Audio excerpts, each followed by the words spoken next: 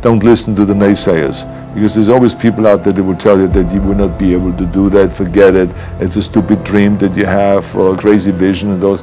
Don't listen to the naysayers.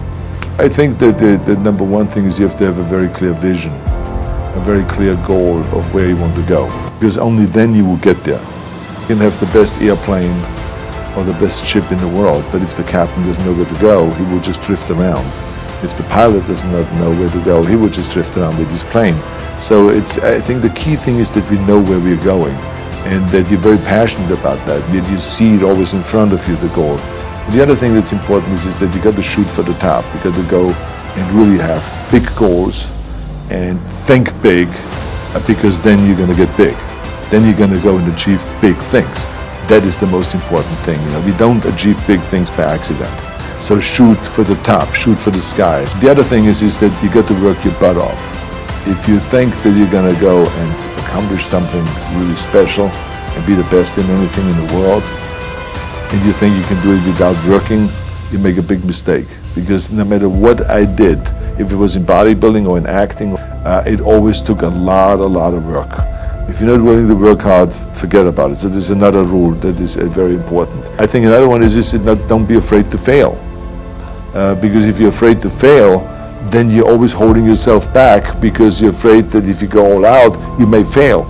Well, in weightlifting, we learned that very quickly. The only way you could break a record is if you're willing to fail. That's when you put on more weight, you try it, sometimes you will not be able to lift it, which has happened to me many times, but eventually, when you train hard enough, you will lift it. So don't be afraid to fail. I mean, how far can you fall?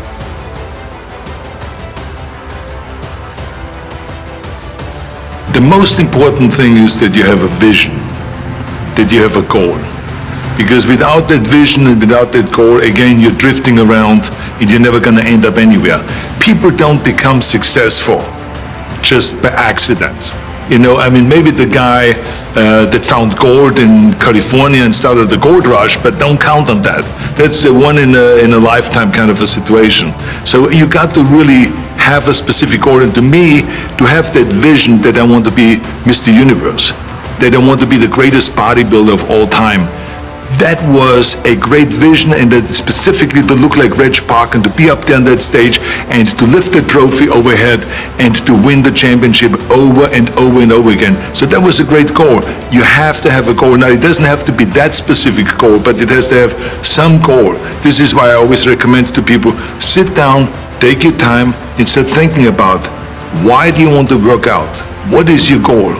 And that can be as crazy as it is. It could be, I want to impress girls. If that's your goal, so be it, but it motivates you. It could be that you're emulating a certain, bodybuilder, or a certain football player, a certain boxer, whatever it is.